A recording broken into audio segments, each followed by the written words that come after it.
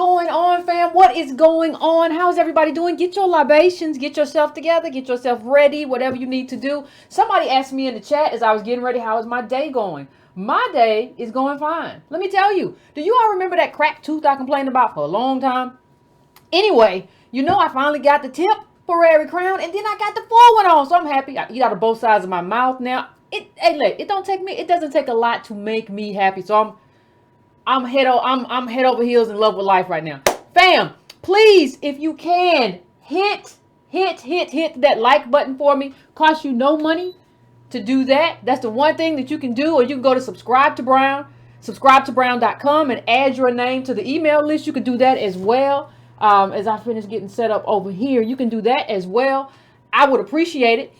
You can also go to donatebrown.com if you want to donate. If you want to become a Patreon, go to patreon.com/ycarnell. All of that good stuff. But please make sure that you hit that like button for me. And if you're new here, please hit that bell so that you know when the show comes on and you're aware if I come on or whatever time. You won't be waiting and looking and refreshing and looking and refreshing and looking and refreshing and looking. So please make sure you do that.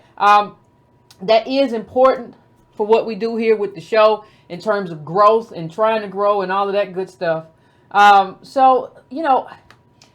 We're going to get started, fam, but let's just do a little business first. Please remember May 23rd when affirmative action was white. Remember, that's what we're going to be discussing. That's what the conversation is going to be about when affirmative action was white. That is May the 23rd. That will be on a Thursday. So we will have the Monday show and Wednesday show, and we will also have a Thursday show where we do our book club. It's very interesting. We do a book club here, and we talk about data and information. And there was some very weird person on, saying some very odd things about how, the ADOS people, we don't know anything about history. They don't know anything about history. They don't know anything about kente cloth and dusty dashikis. They don't know nothing about nothing. So there was a very interesting conversation about all of that we're going to get into. And I think I'm going to, so get your libations ready because people are acting up again. We can't do anything. Honestly, I think I was a little naive because I thought by this time, if we actually got the reparations conversation going, I thought that by this time we would be engaged with white supremacy. We would be engaged with, candidates and their anti-ADOSness and need, not to deal with us and not to deal with a bottom cast of this black group. I thought that's where we would be, but obviously we're somewhere else. We're still fighting Negroes. And, it is what it is. And I think one of the very interesting things about this fight is that, the infighting, y'all got a whole other infight going on. So you got, what's his name? What is his name? Dr. Molefe Asante. We got, all these people are being dragged up and dusted out. All these people are being picked up and, put away and saying we put it back out here. And I'm beginning to, it doesn't make any sense to me. It doesn't make any sense to me what we're doing. Like, it doesn't make any sense to me what we're doing. Like, we are really trying to have a serious conversation. We're really trying to have a serious conversation. And I keep saying this. I keep seeing this all over again. This whole stuff coming out all over again, right? And so I feel like we've already had this debate. Like, this debate was handled in the Pan-Africanism video. And I don't feel like he addressed what needed to be addressed. So I watched it today because I thought when I watched it that there would be a kind of serious attack on ADOS. Like, some real kind of receipts or something like that I could come back. But most of it was like this kind of personal attack. First of all, let me just put a couple of things to rest. He called us Californians. Antonio and I. Antonio is a Californian. I am not. I'm born and raised in the South, Georgia particularly, right? So, first of all, like to come to this conversation, the first thing that you have to do, and these are clips from the event where they talked about how ADOS, is going about this all wrong. It felt more to me like a personal attack in terms of what we don't know, and even how he addressed what we do know. But let me just I want to come out of this for just 1 second, because I want to go into one other. There was some key things kind of trickled in that conversation that I use as kind of tea leaves to kind of help me understand, or help me figure out where we're going wrong, like why we're not on the same page.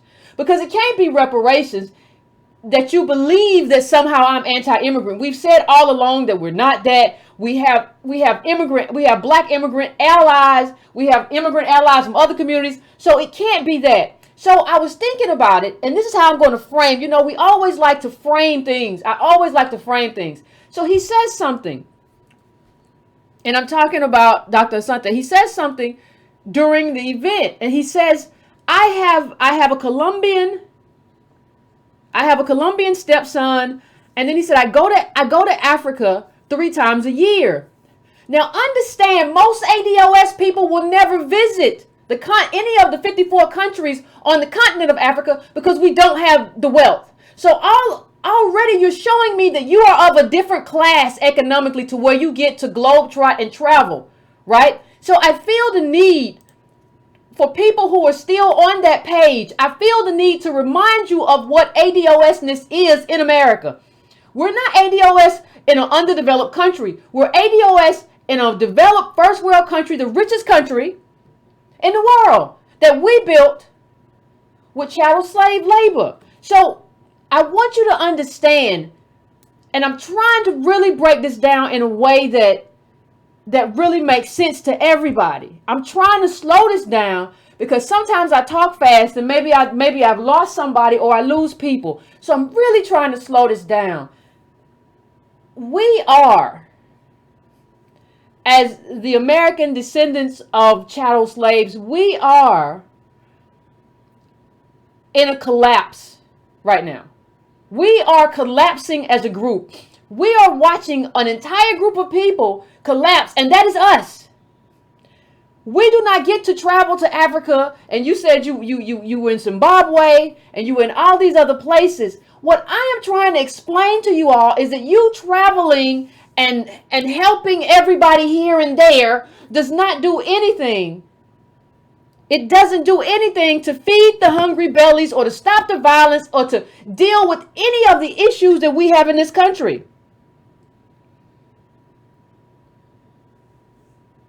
You know, you're putting it like slavery was a long time ago and we all travel now, we all do things. No, middle black family were 1700. We're not going anywhere. And not only are we not going anywhere, we're not living an American life. So I don't know how much anybody cares or should care about you being in Zimbabwe and you said you was in the Sudan and you was talking to them. This is just scatteredness. What I'm telling you is that is the luxury of a group. Like if you were white and you were stable and you told me I traveled to Ireland and I traveled to Switzerland, I traveled to Norway, and I do all these conferences, it would make sense because your group is good. When your particular group in this country is in the predicament that it is in, you can't do that. And let me just show you, in case we're wondering what kind of predicament we are in. I'm going to go from city to city so you see that this is just not one place. This is Baltimore. This is Baltimore. Has anybody been paying attention to the violence in Baltimore? Has anybody been paying attention to the numbers in Baltimore? This is what it looks like. It's dangerous. You got to worry about everything. The warmer it gets, the worse it gets outside. Family, friends of victims try to pick up pieces after violent weekend. This is all recent. This is all very recent.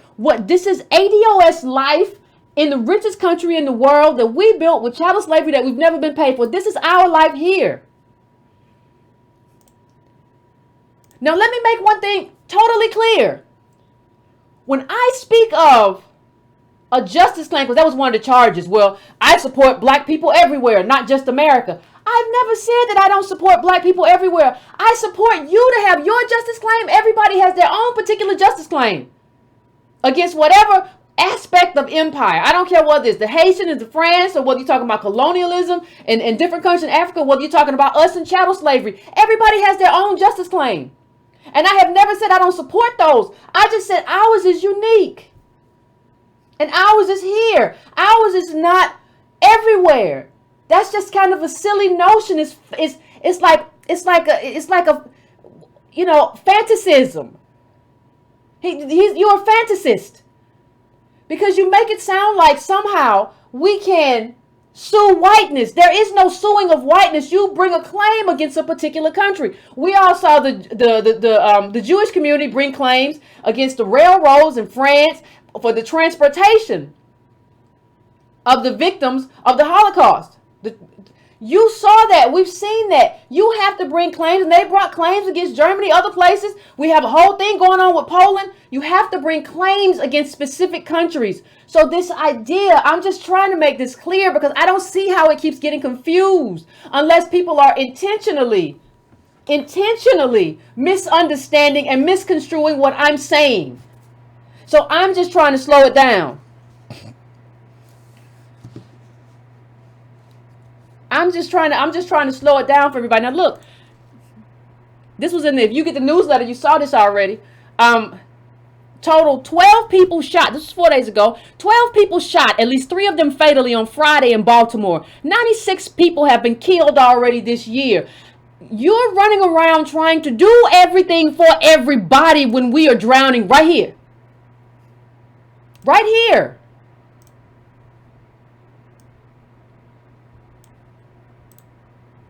That's what's happening to us. I don't know. You have to, nobody's saying that you cannot support. But you have to have where's your primary allegiance? So you support every brown person the same everywhere. No, you have to be like, this is how we're fighting it here. And I can talk to you about how you're fighting it there. And we can all fight differently because all these countries are different. You probably don't even know what you're going into when you go into half these countries because every country is different. Every African country is different. You're just running around thinking that somehow you're being effective. But the fruits are in our predicament. And the fruits are in the predicament of other people in other countries. There is no fruit. And so for you to travel 3 times a year to an African country, this is the prices that you're looking at right here. You are not us. And see what I'm becoming kind of tired of is people who have, we have families who have $10 and $15 liquid. I mean, when we go to Boston, we've already talked about that. Let this be a refresher course a little bit for people who are new here. We don't have it. If you're going to 3 African countries a year, you are in a position to where you have 3 of these trips as disposable income as a professor at wherever you're a professor at. This is not, you are disconnected from ADOS life. And just because you go and give somebody a handshake and give somebody a pound, that does not mean that you are connected. This shows that you are disconnected from us. And you don't really understand. It's become, listen, let me tell you something. The more and more I think about what I keep seeing in terms of the pushback against ADOS, it does not look like any kind of academic or concise anything. It looks like some kind of fetish where you want to anchor yourself in Africanness. I heard Dr. Asante on the thing earlier. He said, I don't know how these people could see themselves as American. We come from Yoruba and we come from and we come from like, listen. How did you just erase rape? I'm asking because we're not just one thing. We're not just pure African. Like you're just saying like that's not our heritage. None of this. No, our heritage is American. It's an amalgamation. It's not just where we came from on the slave ship. It's everything that happened to us here and everything that we were mixed with. A lot of the time against our will because slave women didn't have any control over their bodies. And you can't unring that bell. You can't go back and make every American ADOS person in this country now pure black because you want to anchor yourself in that. Something horrible happened to us. And you cannot unring that bell because you have some type of fetish and you want to be seen or be viewed as a pure African. That's not who we are. And I have no problem with Nigerians and Ghanaians or Eritreans or Ethiopians telling us, no, you're something different. People get offended when they say that, but they're telling the truth. You shouldn't be offended by that. They have a right over there, wherever, whichever country they're in, to claim their group specifically. They have that right. But we have the right to say, once we step foot on these shores, everything changed. The trajectory of life changed. We built the country. That's everything. And we weren't just kidnapped, we were sold. You don't want to talk about that? Nobody wants to talk about that. Didn't know white people, all these white people just run off into the darkness in Africa. They didn't know their way around. White people could just come into a country and hoard a bunch of people into caves. No, people from warring tribes caught other people from other tribes and sold them off.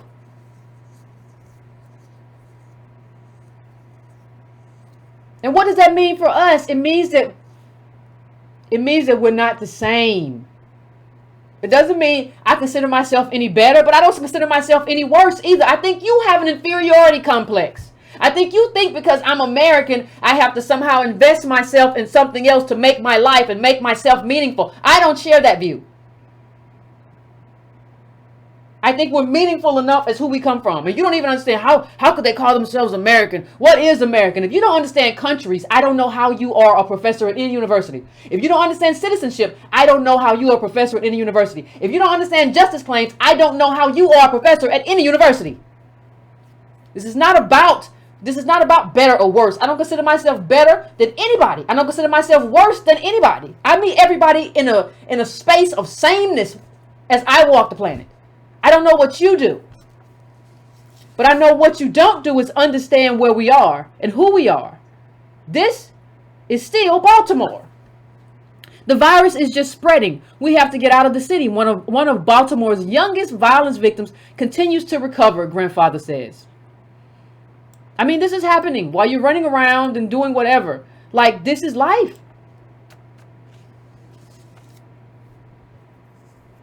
She continues to recover. And there's been a lot written about this. There's been a lot written about what is happening to us in the country of our birth. I just don't understand. Listen, there has to be a way. There has to be a way for you to understand. And I'm talking about this guy. There has to be a way for all of us to kind of understand that what he's telling us. How many of you remember what I said about being a perpetual outsider? This kind of notion that we don't have a country and we don't have a land and we don't have a people. That's what this leads to. And I don't think we really get that. I mean, look at this. I want you to look at this statistic. The city is nearing 100 reported homicides so far this year. Almost a dozen victims were killed within the last week.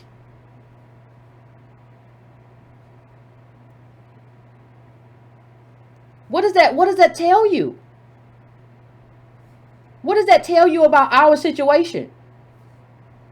Now hold on one second. I'm trying to pull up something really quick because I want you to see. I just don't understand how we got here. I'm still having these arguments about stuff that should be patently, like, it's just true. And it's not just Baltimore. Let's move on to Atlanta while we're at it. Atlanta has the worst income inequality in the U.S. Bloomberg. Now, understand that we're talking about black cities. That's what we're talking about. Understand that. Understand what that means. Understand who we are. Understand what that means in terms of our agenda, our goals, and what we should be looking for. Just understand that.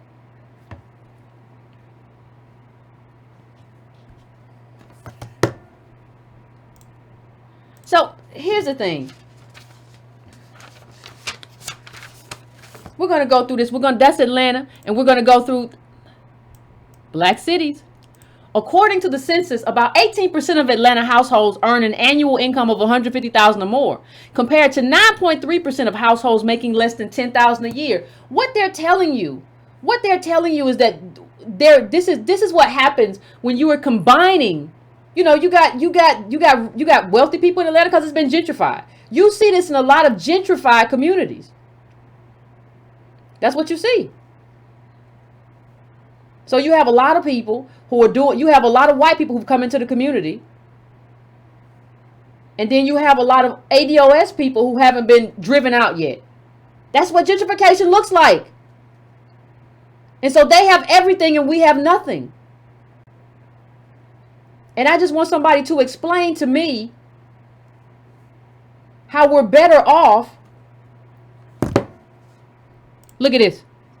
Like, let me just say this real quick. How are we better off by, like, if we all, like, one of the kind of rules that we, as a philosophy rule, right? If we all had the money, would we be better off if we just did what he did? So if we just decided, well, we all just gonna take 3 trips to, different countries in Africa. And we're all going to, do what we can to help everybody. Do you think that, forget how we feel. Do you think that is an effective way to, like, organize around something anywhere?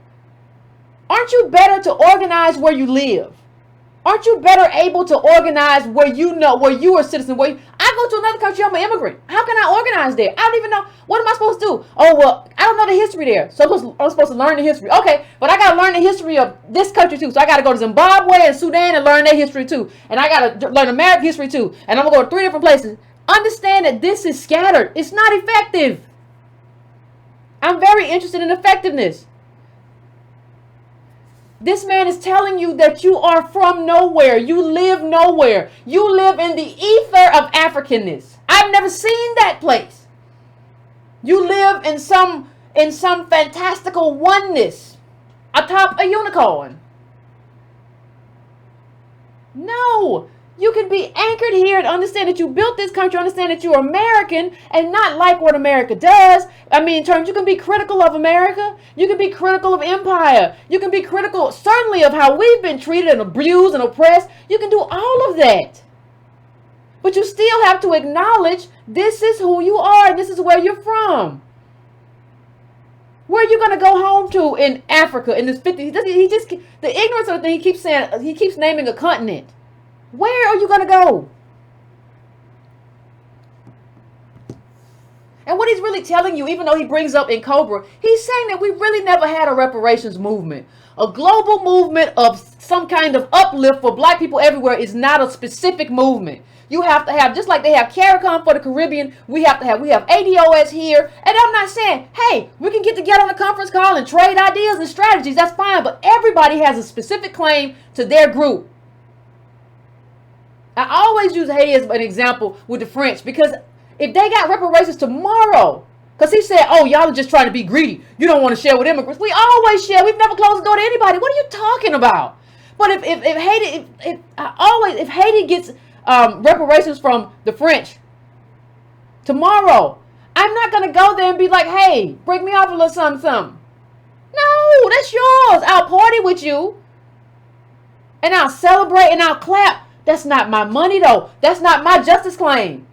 It's not greedy. Like, the only way you could say that I was being greedy if I was trying to cut off other people from their justice claim. But I'm not. I've never cut off anybody from their own specific justice claim. I would never do that. I support everybody in their claim. But this is what we're living through. We have to be focused on us because we're drowning. Look at these income disparities. The dark purple is mean income for households in the top 5%. The light circle is median household income. Now, please understand one thing. This is not broken down in terms of race in these places. So what do you think it looks like if you would really break this down in terms of race? What do you think that looks like? I'm just asking a question. What do you think that looks like?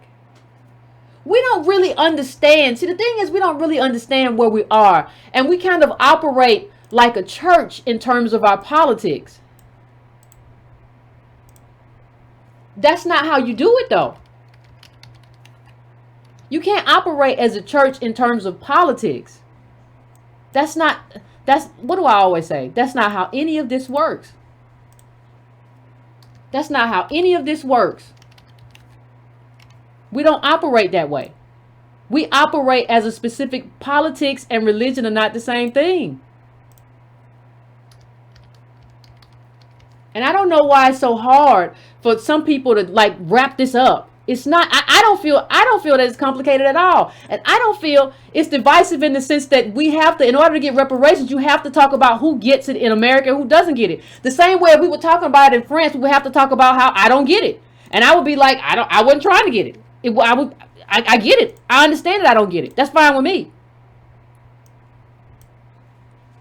And nobody cares. And this is a great article. I'm just going to bring this up real quick just to show you. It's go look it up. It's on Long Reads. There's virtually no conversation in Chicago about the aftershocks of violence. So this happens and nobody cares. And this is like, it's almost like even our own people don't care because they're just like, no, well, you got to do everything for everybody. When we don't have anything and to do anything for ourselves, the onus is on us to like, well, you have to do everything in the diaspora too. But we don't have what we should have.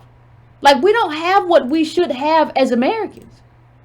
So how can we do that? Now, if we had reparations, that would be a different conversation. That would be a very, very different conversation if we'd already gotten it. That's not the life that we live, though. All of these places, when you see these high income equalities, that means you just got wealthy. You got wealthy white people, and you got us. You know, when I see conversations like this, they're basically telling us that we are a part of African countries that we'll never visit. Think about that. You are a citizen. He's telling you that you are a citizen of a country or multiple countries that you will never visit. So don't invest in this country. Don't try to get your claim out of this country. Don't try to get redistribution out of this country. And if you do get it, try to get it for all people. And he said some leftist stuff about, well, they're not concerned about getting all people uplifted. What are you talking about? Who said that? And why should I be? Like, I never said, I have said we have to prioritize our own interests. That is what everybody does, is prioritize their own political interest.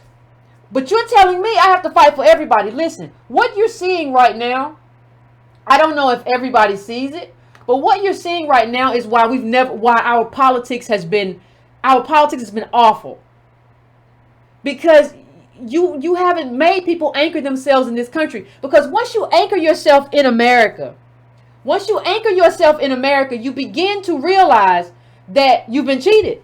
See, if you view yourself, if you fantasize that you are Ghanaian, or that you are some chief somewhere in West, if you fantasize, oh, I'm going to move there, then you don't really anchor yourself here. Once you anchor yourself here and you understand your specific contribution,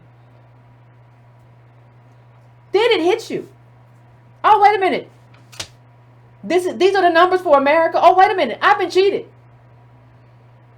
I've really been cheated. They've run a con on me, and I have to do something about it. See, that moves you to action. Fantasy does not move you to action. Your imagination does not move you to action. And I just want to go back here 1 second. I just want to go back here to this part.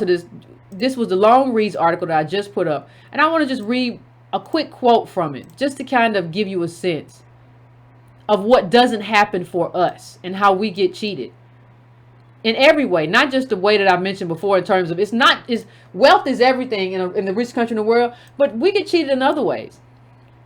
And it says there's a story about a cop who's going around speaking about his experience in the Las Vegas shooting. There's counseling, and yet there's virtually no conversation in a place like Chicago or virtually most cities about the aftershocks of violence. When I sat down and began to count up the number of homicides and shootings over the past 20 years in Southside Chicago, the numbers were staggering. Shocker. Of course they were. Of course they were. And it is baffling to me.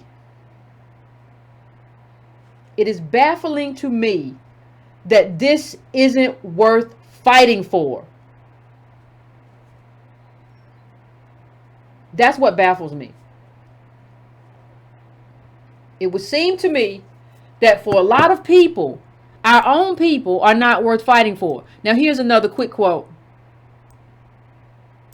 It talks about war zones. And the interviewer, he's asking, I'll bring up the book in a second, but in the Long Reads article, he's asking a man who wrote a book about Chicago, spent like 2 summers, in Chicago and throughout the year, and interviewed people who had lost people, Chicagoans who had lost people to homicides and things of that nature, and wanted to get to the bottom of it. And he said, do you consider certain neighborhoods in Chicago to be kind of a war zone? And he said, I'm really cautious about using that analogy. Just to be perfectly frank, in places of war in Afghanistan, the violence is certainly worse. Chicago may have lost more than the number of American soldiers who died in Afghanistan, but in war, there's a sense that someday there might be resolution to the conflict. Somebody's going to win, somebody's going to lose. And that's not the case here. Nobody sees a way out. So in that sense, you're really worse off. You're really worse off than somebody who, went to war. You're worse off. You're worse off. And what does that say? What does that say about what our responsibility is in this country? And what our responsibility is to each other. Everybody lets everybody else be a tribe. Nobody tells tribes in all these African countries that you don't get to be a tribe. What are you doing? That's divisive. But when we say we're a tribe, oh my God, you got to support everybody. You got to support. What's wrong with you? Do you not like people because you're not supporting everybody? Why you don't support everybody? And in case you want to see the book that was written is An American Summer. That interview was pulled from this book, just in case you wanted to check it out. I haven't checked it out yet. It's in my I'm gonna buy it, but I haven't bought it yet. I have not bought it yet. But let's just go down the line a little bit, because we have to understand who we are. And we can't be, if you don't understand anything else I say, please understand, we can't be perpetual outsiders, because it's disempowering and it neuters our politics. You have to be anchored in here you have to be anchored as an American to really fight America for what you deserve. That's really what makes you be like, no, I should have better than this. I should be better than this. I should be living better than this. I'm American. Wait a minute, I'm American. Oh, I should be living like this. Got me over here living like trash, living in the ghetto. I should be having this as my life. And I'm American. Apple pie, baby. Where's mine?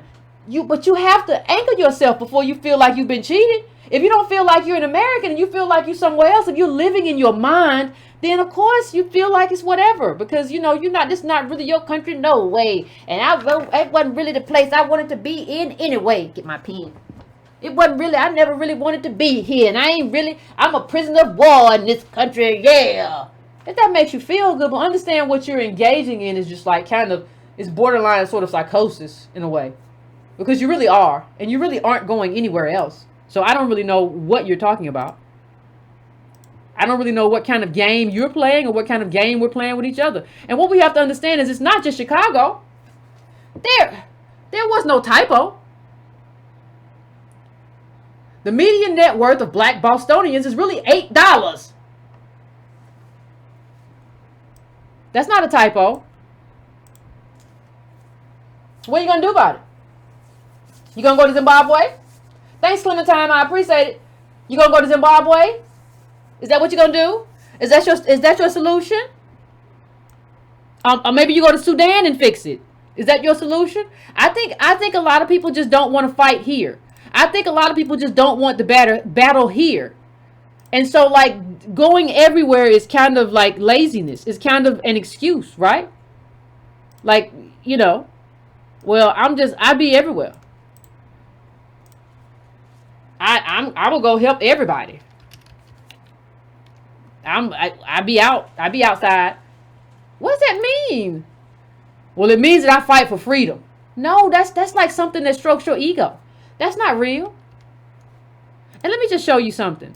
Like, you're telling me that I should be the one. Well, you should help Nigeria and you should do whatever. Look at this chart. Like, you're doing better than me. 200 versus 60,000 liquid assets. What are you talking about? Like, what do you mean? Like, we're the bottom caste. Like, I don't even think we understand that. Like, we know specifically ADOS are the bottom caste. Do we really understand that? Nigerians have like a disproportionate, like, large number of the black wealth in this country. Median Nigerian family is worth 60K liquid, while median native black family is worth 200. And I'm not talking about 200,000. That's $200. This is Dr. Sandy Darity, UCLA at Duke. I mean the UCLA report. This is Duke from Duke University. Like, understand. And they're related to Yoruba. These are the people, now using scholarships, African American scholarships. But you're telling me that, like, this is what we should be doing. Because the problem is nothing that you're doing, nothing that you're saying is anchored in data. It's not anchored in any kind of advanced understanding. And it's a problem in terms of when we're trying to do real work. What happens is you just get in the way. This is our life. When you see, I just showed you Atlanta. I showed you Boston. I showed you Baltimore. When you see all of these black cities going through this, that shows you that our communities are in collapse. That's not an individual agency situation where you should work hard. You should do more. No, when you see a group falling like that, that is a group in collapse. And when you see a group in collapse, that is an engineered institutional problem. It is not an individual problem.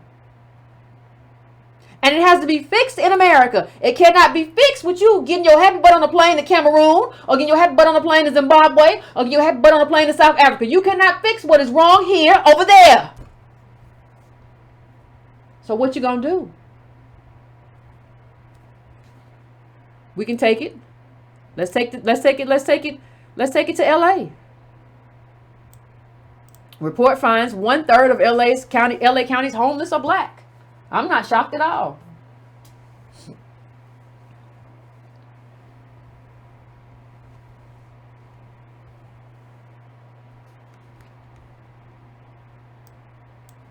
I'm not shocked at all. This is how we live.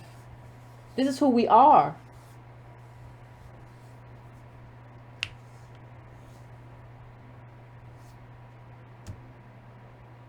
You can go to every city. You can go to every city. You can go to every area. Every area. Why are we homeless? How long have we been here? So so we have more homeless people than like people who just got to the country.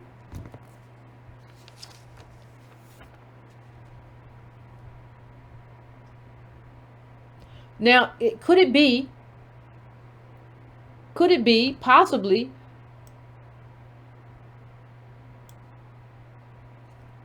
slavery and accrued disadvantage?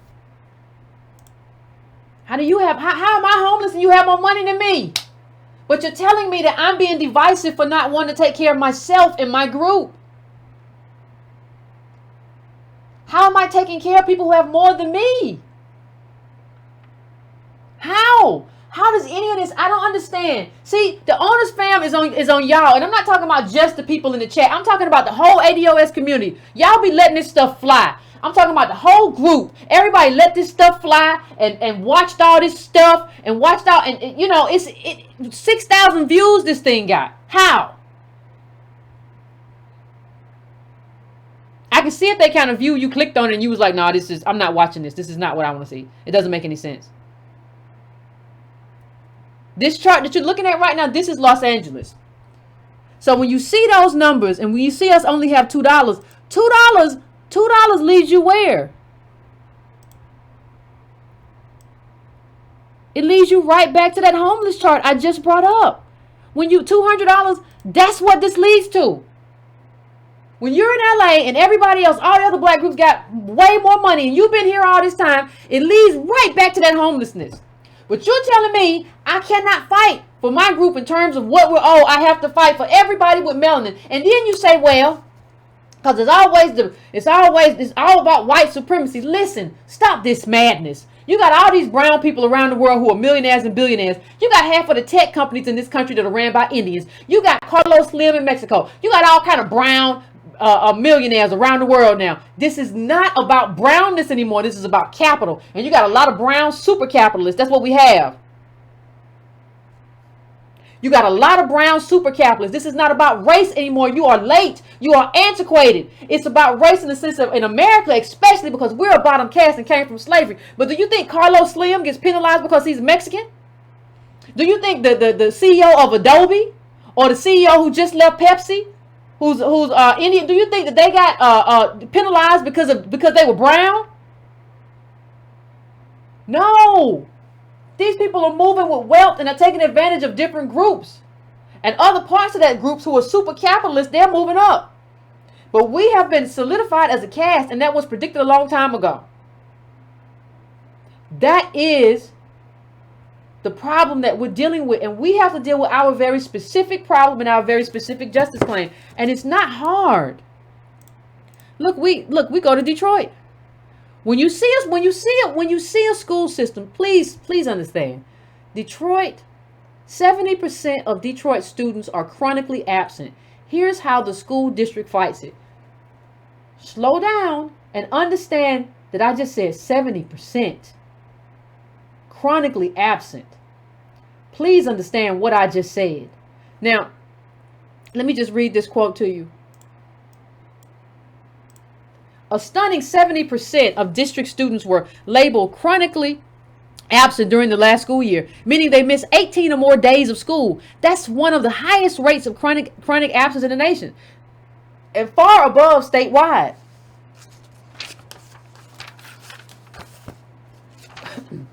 Now, here's the second quote. I want you to pay special attention to this.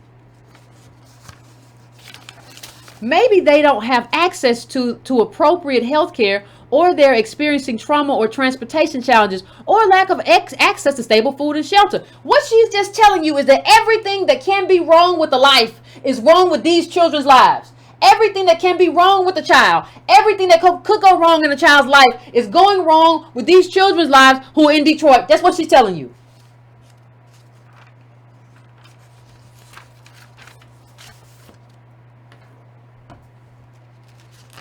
That's so they have all of this stuff. Like if you're living, understand, if you're living in America, you're living in a first world country, and you got all of this stuff. If everything that can go wrong does go wrong in your life, this is not a first world life. And you have to fight for that, given our contribution and our oppression over these 400 years. We're the only group that has been oppressed systemically through institutions and individually all the way through. Without a break. We ain't got a break yet. And well, we all have chains in common. Listen, you can go to people throughout history who were not black, who were chained up at some point. No, chains is not what we have in common. Everybody had a specific country and a specific contribution. That's what we had in common. I don't know what is going on in the minds of people. And just in case you think, well, Yvette, that was Boston, and that was Atlanta, and that was Detroit, and that was Baltimore. Well, here's Wisconsin. Half of Wisconsin's black neighborhoods are jails.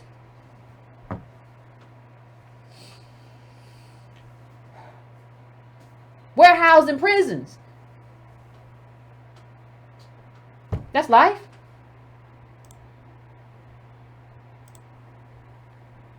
Now they use the context to this, the racial dot map has been very interesting in what it's allowed us to see.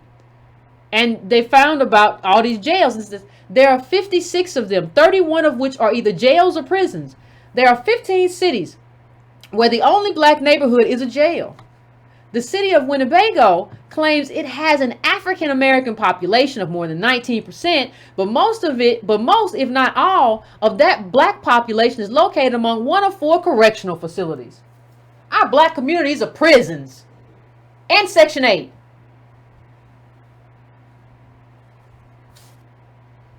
Fix it. Going to Zimbabwe gonna fix it?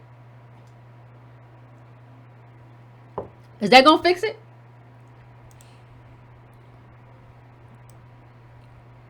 Now, I'm going to show you this. I'm going to show you this map.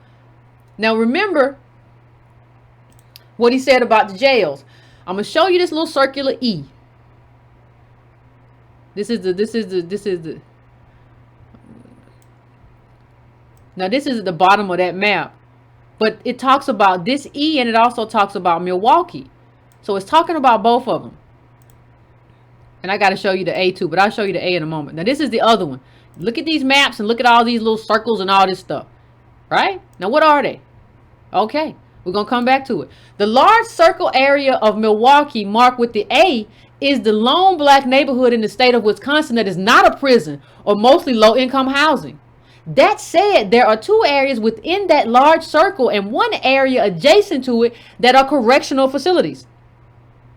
Another predominantly black area way at the southern tip of the city is labeled E is also a jail.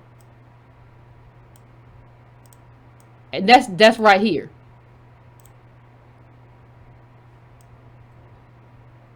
Understand that what they're saying is that we're being warehoused in prison. I don't know if people don't understand. And this is the Racine map. Now these are I'm gonna go to the quote, but look at this. Look at this Racine. Look at these little circles, right? All the way down. Okay, this is Racine. 3 of the 7 black neighborhoods in Racine are actually correctional facilities. The section circled by the B contains 2 jails. These disparities are not without consequence. Cities and legislative districts with mostly white populations are able to draw down extra federal resources based on their incarcerated minority populations through a sketchy practice called prison gerrymandering. Oh, they got it going on. Oh, they got it. Let me tell you what they're doing. In case you don't understand, this is what they're doing in terms of the prison gerrymandering, right? And I'm just going to go through this really quickly. So stay with me, because I got one big thing I want to get through. Prison-based gerrymandering is a practice whereby many states and local governments count incarcerated persons as residents of the areas where they are housed when election district lines are drawn. This practice distorts our democratic process by artificially inflating the population count and thus the political influence of the districts where the prisons and jails are located. As a result, the voting power of everyone living outside of those districts is weakened. But here's the other part of it. And that's in this article if you want to look it up. Here's the other part of it. So what happens is, this is especially a problem in white communities, because you can have consider that most, prisoners can't vote. So you can bring these prisoners in, use them in the census to kind of elevate your power and get more resources. And it also incentivizes building prisons in your community. So wait a minute, you cage us, and you not only do the private prison stuff, the stuff we talked about where you get jobs and all that stuff and make money, but you also get political power by virtue of having a prison in your neighborhood. Prison gerrymandering. See, that's what I keep saying. We always eat the cost. So in order for them to be powerful, we got to be weak. And we have to have nothing for them to have something and eat all the fruit. And that has to be handled here. That's not handled by flying around everywhere doing everything for everyone. That's not handled that way. It doesn't mean that you don't care. It doesn't mean you don't have any empathy. It just means that it's not possible. And it's everywhere like this. When we talk about the racial dot map, it's everywhere. I want you to listen to this. The map uses blue dots. This is another racial dot map. Now keep in mind what it uses. The map uses blue dots for white people. Write that down. The map uses blue dots for white people, green dots for black people, orange dots for Hispanic people, red dots for Asian people, and brown dots for Native Americans. Now keep that in mind. Now this is at Pathos, but it was very interesting. Now see, this is like what one of the maps looked like. That's Los Angeles. Right? And this one is Washington, D.C. And so we're looking at these racial dot maps. And remember that green dots are for black people. Just keep that in mind. Okay? And something kept happening with these racial dot maps. So what was it? It seemed odd Because he kept finding like these little splashes of green dots of black people situated around white people in these little areas. So I pulled up Google Maps and located the area. So what happens? Like, you think green dots of black people. Why are these little green spaces of black people, these little pockets? Where do they come from? All these little green dots in the middle of blue dots and stuff. And even in rural areas, just a patch of green dot. Do Negroes just decide they want to live somewhere here? Do they have a little community? What's going on? And he said, what was it? It seemed odd. So I pulled up Google Maps and located the area. This is a more difficult task than it sounds, as the racial dot map has no place labels. So you have to go by shapes relative to placement. So he's investigating, trying to figure out what's going on. Right? What's the deal? Why do I have all these little weird dots everywhere? What's going on? I don't understand. I wouldn't understand either. I wouldn't understand either. Right? So here you go. So look at this one. This is what he's talking about. This very odd concentration. It's a correctional facility. So everywhere you have these green pockets, they pop up. This is not just, everywhere these little green pockets pop up. Well, they're all green dots because they're black men in jail, mostly men. And even like you see all the blue dots, like, let me bring it up. This is the weird shape. Let me make it bigger for you. All those green dots, that's a correctional facility. But all those blue dots are white people. So he was wondering, why am I finding all these little black people around? Yeah, because it's jail. And if you see that, I underlined it in red, that's a correctional facility.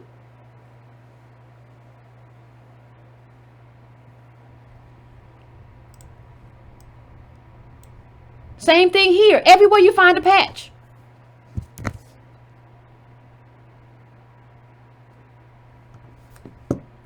Everywhere you find a patch. That's what it is. All of those patches that he found, those were black people in jail.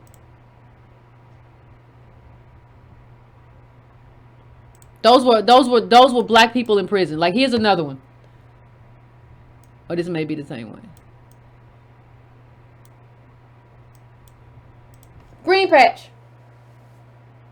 Surrounded by blue. The green, again, that's black. Open space. Like he said, even in rural areas. While browsing through some rural areas, which are almost mostly made up of open space and blue dots, white people, I began to notice something odd. I kept finding random collections of green dots, black people, in weirdly delineated spaces.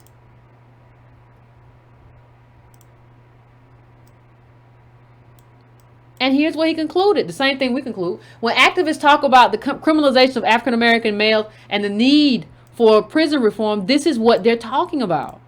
And in prison populations so racially unbalanced that you can find those locations of correctional facilities on a map that shows only demography and nothing else. Black life. ADOS life. ADOS life. Now, before I end this, I want to go to one other thing. You know, I don't know how many of you saw this earlier, but if you get a chance, you go watch it. A lot of people have linked to it. Go watch it, because I want to say something about what's happening in terms of this conversation that we're having. You know, he goes into this thing about how we can make our own jobs and we can make robots and we're good at basketball. And it's funny how he went all the way from this anti-capitalist stuff that he was talking to this very do-for-selferism. Like, he's not anchored in any real ideology. Dr. Asante, he's not anchored in any real ideology. He said, we make robots, we play basketball. What are you talking about? And then he said, like, I don't want jobs that the immigrants have. You know, I had that job. I used to pick cotton or whatever back in the day, but I don't want that no more. Yeah, because you travel to Africa 3 times. And do you know how many immigrants are white collar work? Like, what are you talking about? Nothing that you're saying is anchored in data. But I want to hit something. I want to hit something important. And it has to do with the conversations that they're having and the way that people are having these conversations and the way that they're talking about us. You know, I think even when you see me on Twitter, even if I get into it with someone, now everybody has an off day or whatever, but consistently, I try to have a beneficial conversation. And if I can't, I just block that person. Like I blocked Talib Kweli a long time ago. He just won't stop talking. But this conversation is going to a very bad place.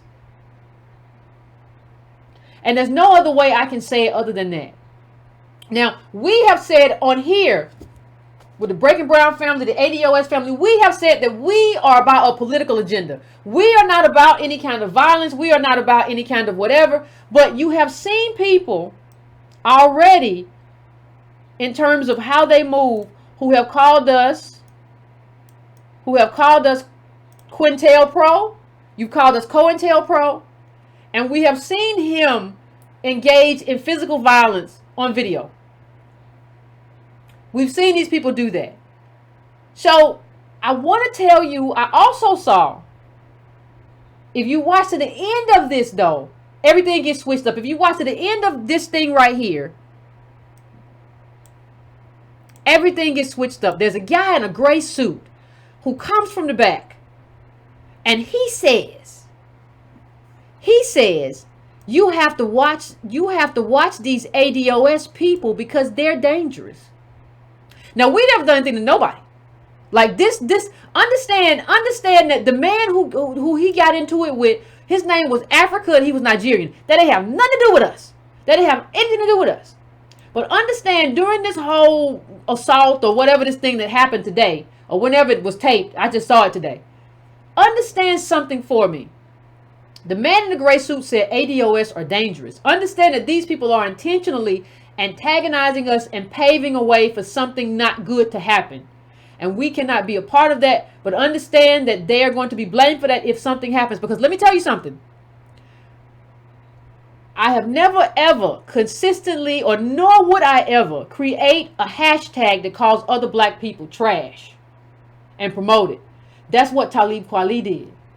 Now, you can tell me you disagree with me. We can disagree. We can have a disagreement. I don't agree with you. And we can have that debate on Twitter. And nobody, like I said, they attacked him for being Haitian. No. Talib Kweli said we were screaming into a void for demanding reparations. And I said, no, you're wrong. That's not what we're doing. We have an urgent need. And so for you to create a hashtag that says ADOS is trash, ADOS is trash, ADOS is COINTELPRO, ADOS is MAGA, and then you have this at the bottom. Somebody puts this up. Now I want you to look at this last one. Somebody says at the bottom of this thing, understand this, ADOS is Hitler. Understand what we're being accused of. Now let me tell you something. We have acted and continue to act and behave. We have acted and continue to act and behave as a responsible group of people. And I want to tell you all to continue to do that. Because these people are very irresponsible. They're very inaccurate. They called us confrontational. We have confronted no one. We have confronted no one, but you all are confrontational. And I know before things happen, understand something. I remember reading something a while ago, and they were talking about, political. They were talking about genocide in different places of the world. And when Rwanda happened, they said cut the tall trees. That was a sign to engage in genocidal acts. Once you start calling people vermin and rats and trash and garbage, you are laying the foundation for some very dangerous things to happen. Now, I say that as a person who walks in this world as a woman, Talib Kweli. If I can trace anything happens to me or anything, I don't care if somebody socks me, or if I can trace it back to you, I'm getting all that just to get by money. Understand that. I will launch a campaign to take everything you have and leave you where you are, because you are irresponsible to call another group of people, to start a hashtag to call other black people trash. You are irresponsible and you should be ashamed. We walk in this world and we have a right You get to walk in this world with your dashikis on and your red, black, and green. We get to walk in this world with our ADOS t-shirts without you paving the way for us to be physically assaulted. You are paving the way for something. And I think half of you are agents because you are paving the way for bad things to happen. This is about, for us, this is only about politics. This is not about any of this other stuff y'all are talking about. So what if somebody sees me and thinks, "Oh, that's Hitler," and she's Adolf, or she's trash?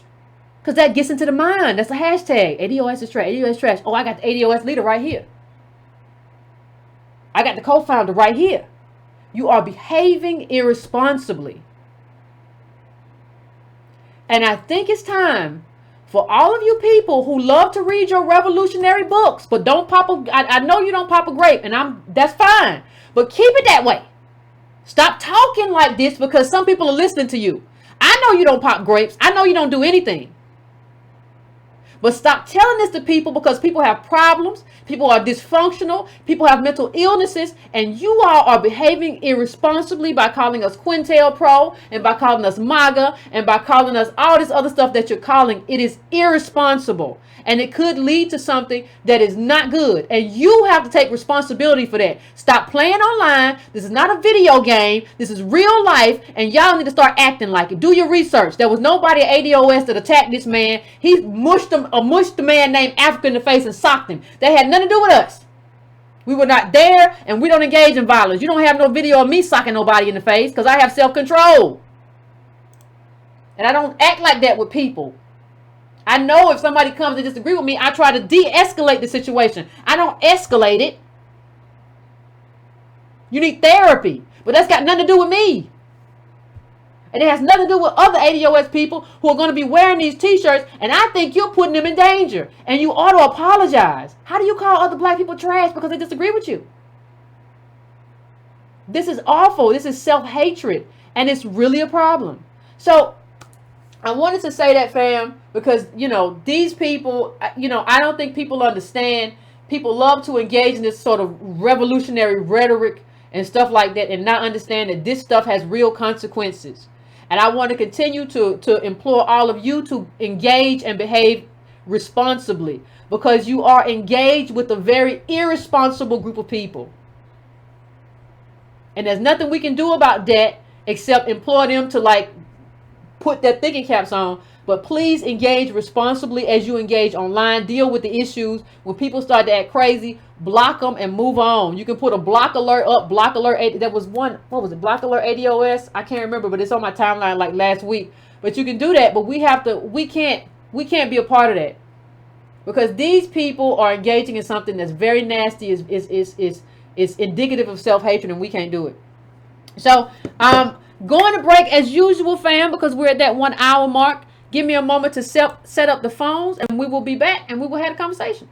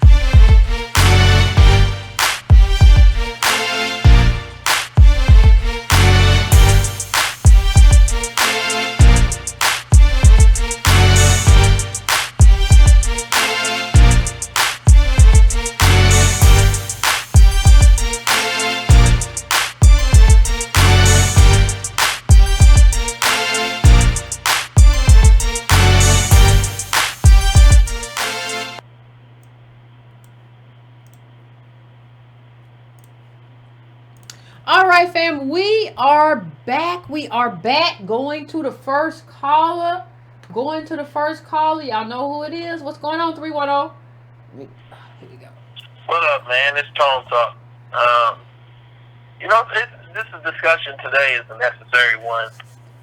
When I see this thing and I'm looking at it, in a lot of ways, I think that one of the things that we see with Dr. Asante and the Pan-Africanists at large is a lot of them are not anchored in any data or like real honest assessment of history.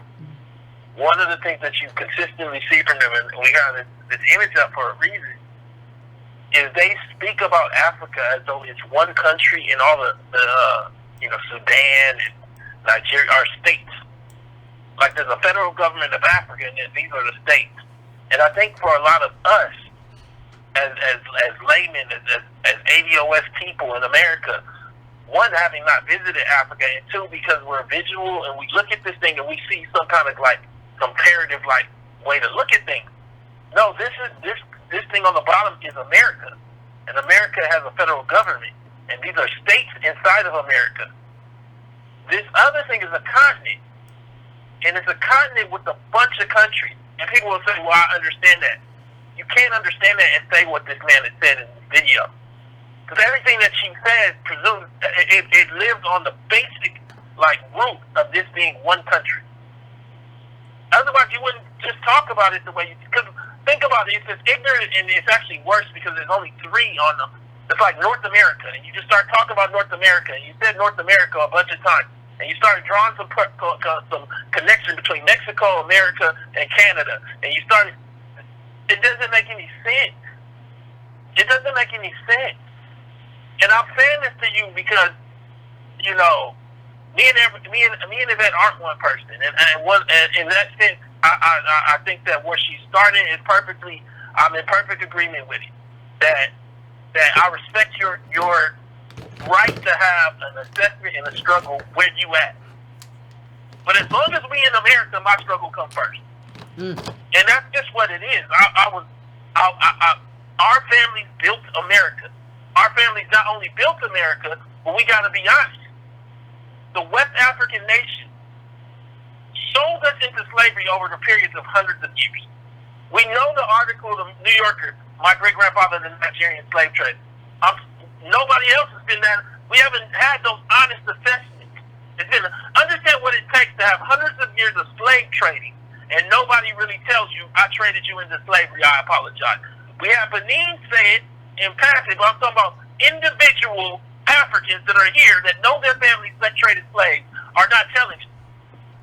Everybody playing stupid. But see, the thing is, because we don't know oftentimes our great-grandfather, or we presume everybody else don't either, and they all do. This is the game. I have no idea what Dr. Asante is talking about, and neither does he. Understand that you're talking that now to one of the people who deals with data at the highest level it can be dealt with in terms of race and wealth in America, period, bar none. There's times that I find stuff that Derek ain't never seen before. Like the chart that shows 10% of Black America has 10% of Black America has almost all of our wealth, the 75%. Derek hasn't seen that before. That's the premier intergenerational economy. I don't want to talk to Dr. Asante. He don't know enough. He don't even know enough to understand that Africa is not a country. And you would say he knows that. He's very clear. Why is his outfit mixing all kind of African countries together in one little pig? They don't go together. It's like somebody wearing a kilt and then eating a motherfucking French croissant. It don't go together. And so what we got as a problem is that Black folks here in America are confused that Africa is not only a continent, but in many ways it's the most disconnected continent on the planet. I'm not dealing with why right now. I'm dealing with what is. Meaning African countries create division between each other so that they can't even transport between each other like Europe. Meaning we got different currency, meaning we got different tribes, meaning we are different. Understand there's no pressure for a Jamaican to call themselves African. Let me say that again. There is no pressure for a Jamaican to call themselves African. See, this is what's going on right now is if ADOS awakens, it's a problem for everybody. Understand that by the data, even today, we are 85 to 90% of the black people in America.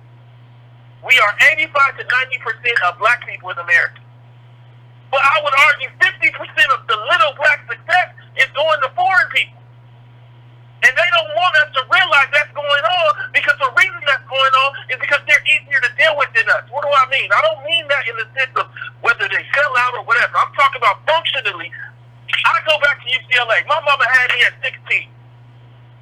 I had a barely a relationship with my pop. My mama had me at 16.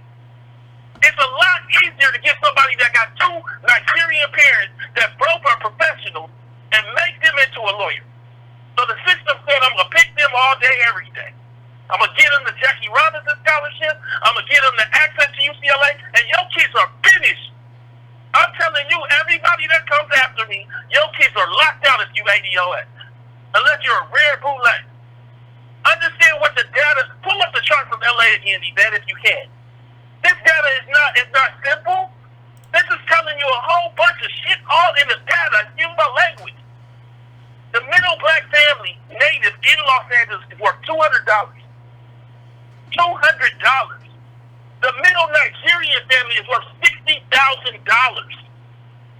Understand that the middle white family is only worth what this? They worth half what the middle white family worth. How?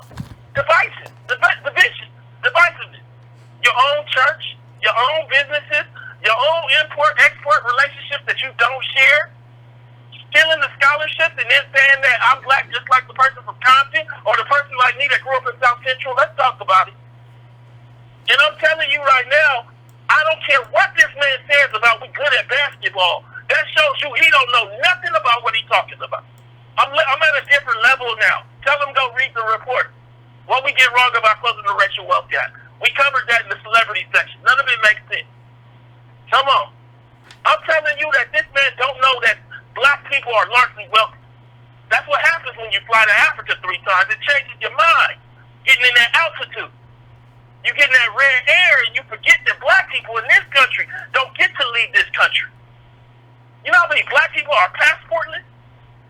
I'm saying to you today that we got to get honest. And we got to get honest that Africans sold us here.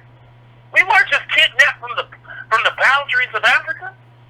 This wasn't no easy deal. This wasn't we talk about slavery. Understand, Yvette, we talk about slavery, and this man talk about it like it was 10 years ago and it was 10 years long. Let me say it again. He talks about slavery like it was 10 years ago and it was 10 years long. It don't make no sense. We come over and you look at somebody like me and contrast me to Mark Thompson. I ain't got no violent crimes. I ain't never been charged with one in my whole life. Violent crime and that.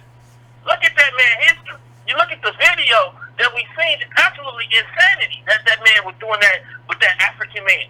And then brings up ADOS. What do we got to do with it? And then Julianne Malveaux comes out. We don't have nothing to do with it. But y'all keep mentioning us. When I say we don't have nothing to do with it, meaning it was an event for Pan-Africanism. Mark Thompson gets into it with an African man. I don't know what ADOS has to do with it. In fact, the only ADOS person in the conflict was Mark Thompson. So, I don't have no control over you. See, this is a movement, but it's also our identity. So, when people say, well, ADOS people threaten me, like, first, I was there to ask, what did you say to them? Because I've noticed a lot of Kwali and this other lady, Nicole Brown, they say the most horrendous stuff I've seen on Twitter towards me and also towards others. But then what I also would say is I don't control that individual. We don't have chapter meetings where I tell them to attack you.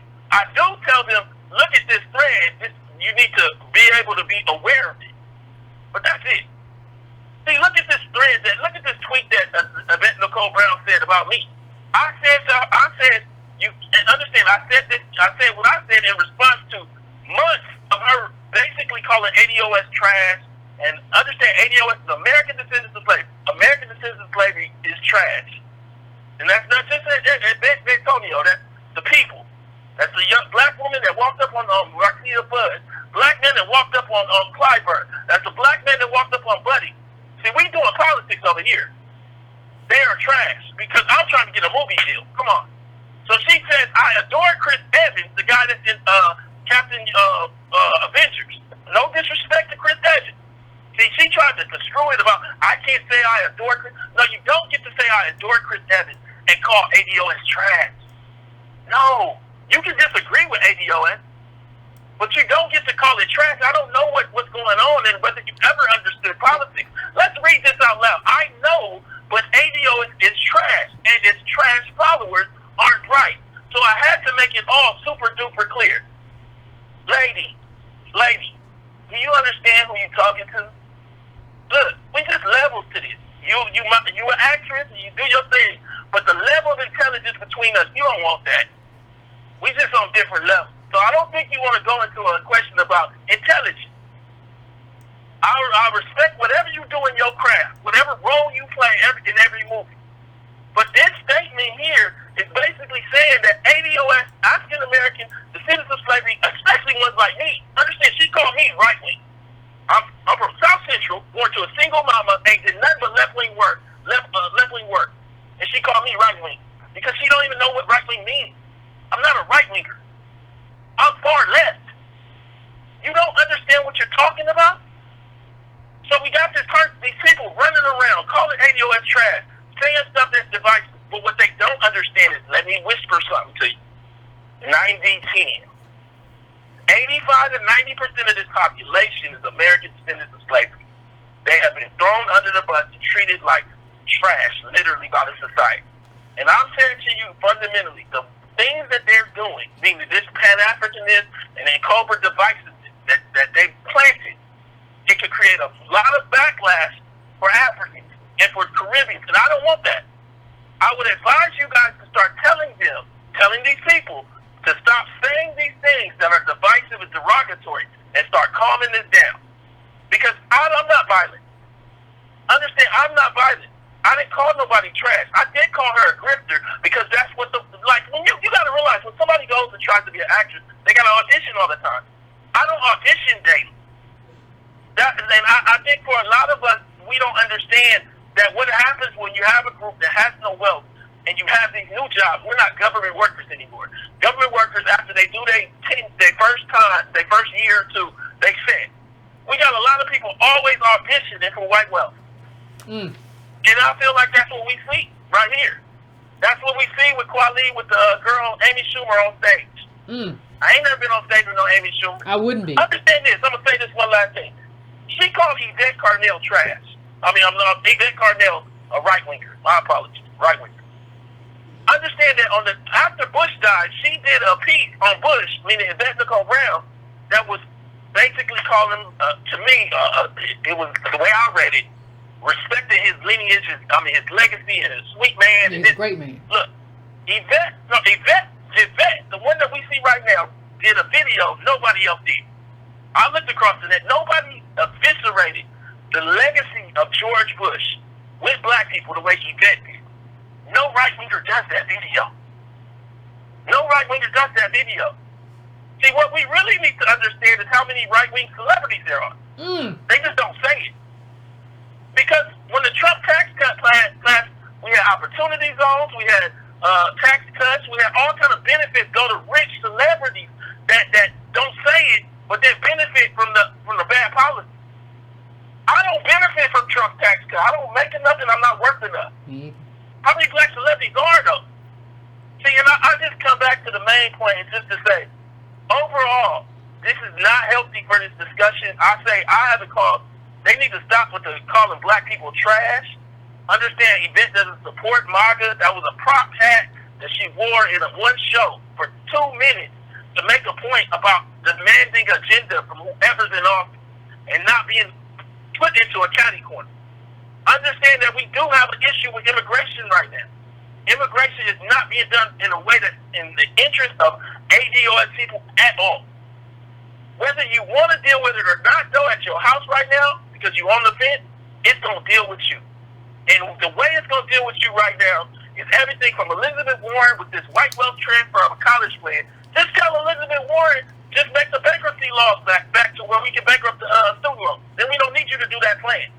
Everything from that to open borders with Hillary Clinton, what we saw. None of that is the answer either. Trump ain't the answer, but neither is this other thing that they're trying to do. Mm-hmm. We need our own answer for ADOS and ADOS focus. I'll leave it at that. Oh. Woo. Tone was on fire tonight. Thank you, Tone. I appreciate it as always. Tone was on fire tonight. Yeah, I think I think one of the things that's happening before I go to the next call, I don't think these people understand politics. So you get somebody like Yvette Nicole Brown who just kind of jumps in here and says anything. Even Talib Kweli, like one time he said I was a right winger. And then he turned around and said, oh, in 2016, Yvette supported Bernie. Well, that should tell you I'm not a right winger. And then like you have like this Dr. Asante say, Yvette Carnell worked for Republicans, in the Senate. I worked in the House and the Senate, and it was both for Democrats. I worked at the DNC too. I've only worked for Democrats. So I don't know how I don't know even how you make your mouth say things. And before you get on stage, you have an audience, which means you have a responsibility, and you shouldn't abdicate it. Like you have responsibility, even if you disagree with me, to have the right information. That's your job. And so for you to get on that stage and say that, and say that we're dangerous, that's a direct quote. These people are dangerous. These people are not.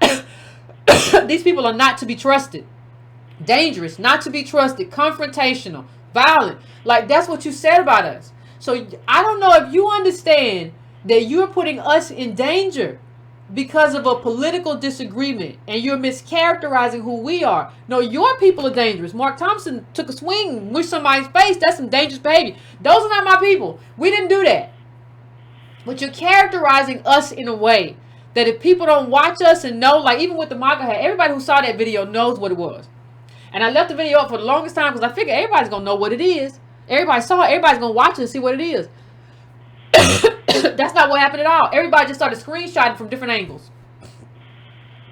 Nobody wants to do the work. I have all these people who are in my mentions who don't do the work and haven't, like you've obviously not even watched one video. You just show up and you move through it to like screenshot stuff.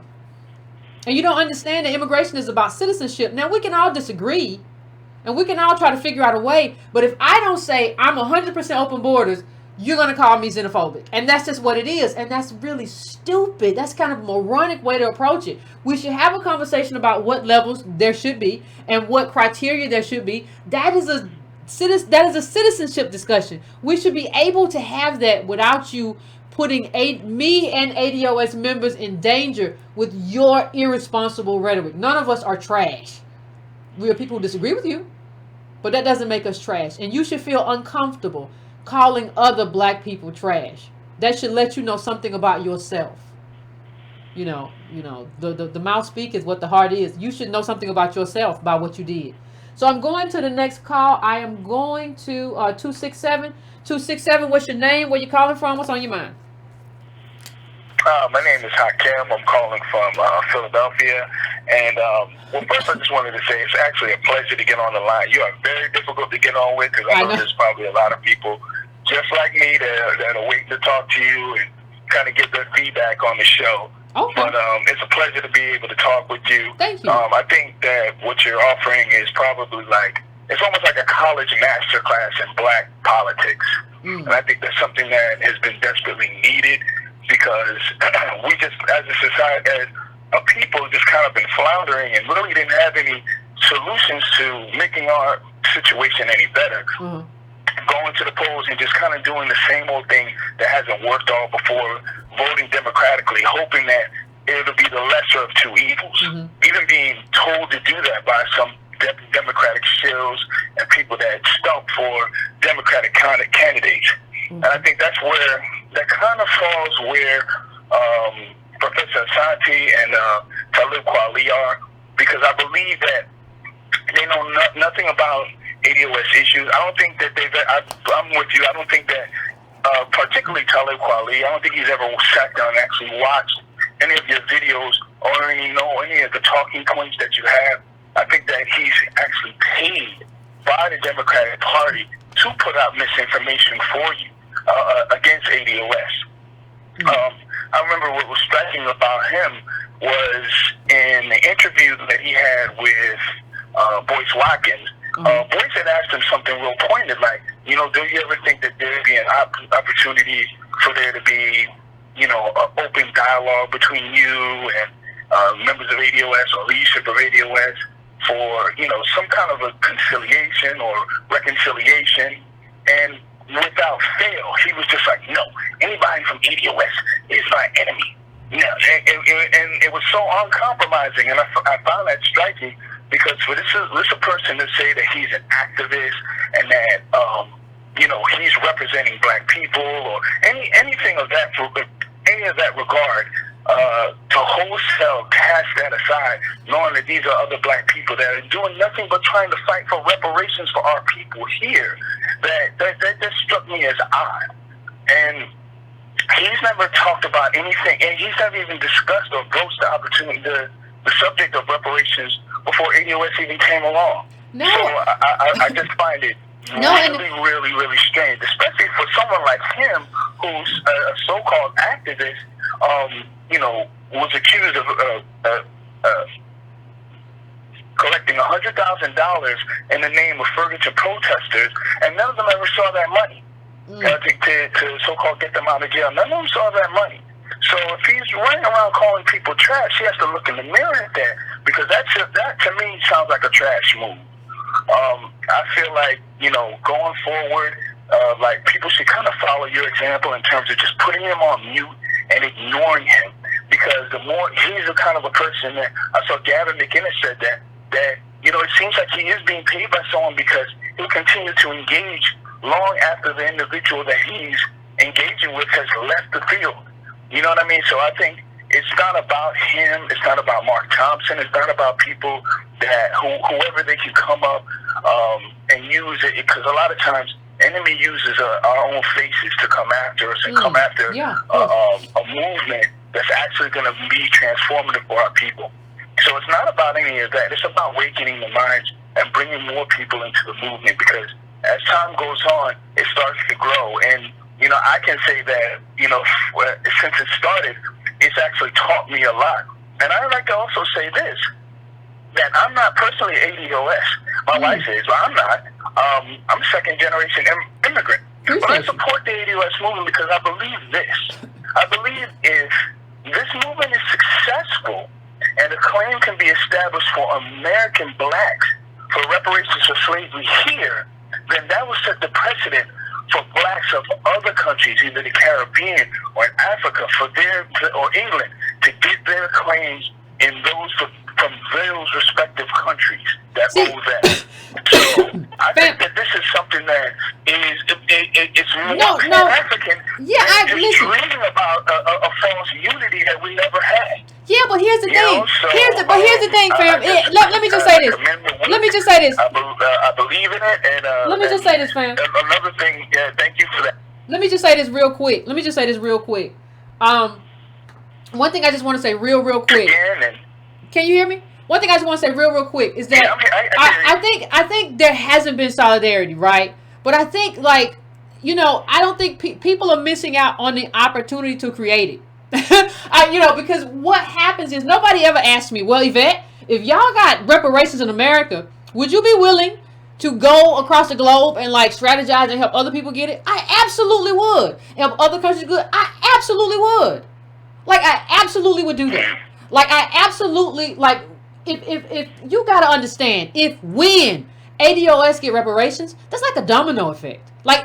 Understand, what? If the richest country in the world could afford to do it, what excuse does France have? What excuse does every other Western country have in terms of why they can't do it? If America can pay their debt, why can't you pay yours?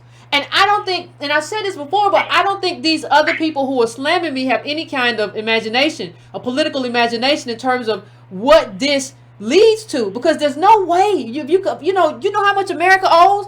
If America just says, it doesn't have to be 1 year or 2 years. If America says, listen, we're gonna do it, but we got to do it over time. If America says, though, we're gonna pay these trillions and we're gonna redistribute it, we're gonna change everything, you're going to access normalization in this country, you're going to move up, that sets it for everybody. There's no way anybody can tell. How you tell Jamaica you can't do it when they did it for America? ADOS, it doesn't make any sense. It turns everything on its head.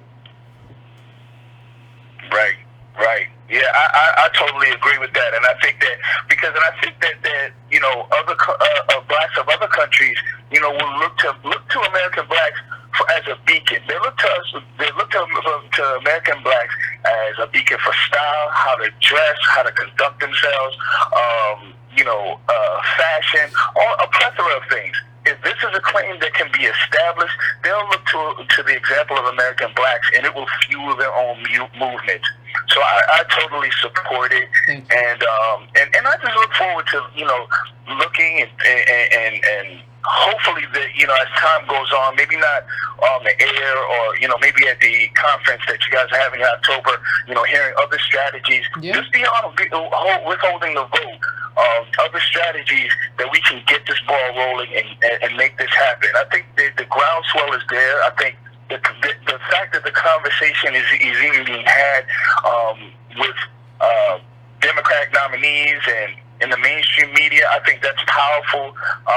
And I, you know, would like to see more ways of effectively getting, you know, some sort of legislation, whether it be HR 40 or some variation of that that's a little bit more realistic, a little bit, and has a little bit more tangibles attached to it. Yeah, getting that absolutely. We're working on all. Yeah. But I appreciate you calling. I appreciate you calling. I got to get some more people in here. But I appreciate you calling in. I appreciate you calling in as an ally too. That means a lot for allies to call in because some people see it. Some people really see that like this is what it is. Like it's not something that has to end at this moment. Like, oh my God, they're just gonna get their money and run off. Who said that? Who told you that? Who said that to you? Like, what are you talking about?